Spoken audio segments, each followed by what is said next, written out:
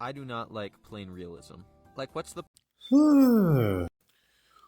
Well, that is a strong statement. I can't say that I disagree with what he's saying. And I think a lot of people are kind of misunderstanding his point in that video. He makes a point of saying that, of asking rather, what's the point of drawing or painting the same apple that anyone else has painted and such? It just becomes boring and such, and there's really no true value behind it.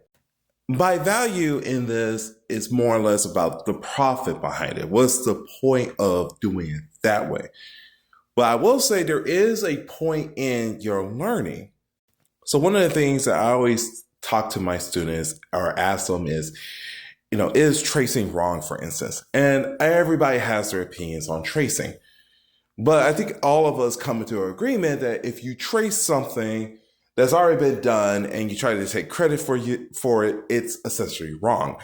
But if you learn from it, if you try to learn from, say how to draw, certain how to draw certain arms, how to draw, certain body parts and such, you'd be fine. I don't think I'm going to edit this, by the way. And that's kind of the point when it comes to realism. You could take realism as a stepping stone. Now, there are ways that you can use realism as a means to express yourself and such. But the problem is, what as he was pointing out, well, if you're not getting profit from it, if you're not making much money from it, well, what's the point?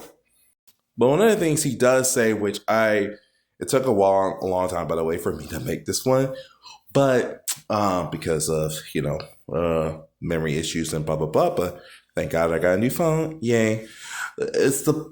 He makes the point of saying he doesn't like plain realism. So I'm always a person when it comes to word choices and such. And I think that's actually really good word choice there.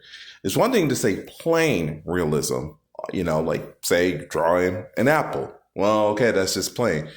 But using something from realism, maybe say, for instance, you use that apple, but you put a little oomph behind it. Maybe you use something that you've learned from drawing a realistic apple into your own creative works. That's something.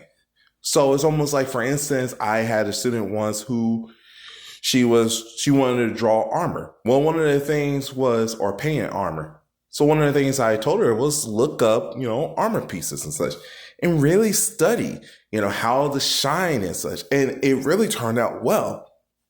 So I think in that regard, it's pretty good to do. My overall point of all this is just the fact that if you want to use realism, fine. If you want to draw realistic paintings and such, make realistic paintings or illustrations and such, that's cool. Go ahead and do that by all means. And even he says you can do it for fun. If you try to do it for profit, maybe there can be something in there. There can be some profits there, but maybe try using it as a stepping stone, and there's nothing wrong with that.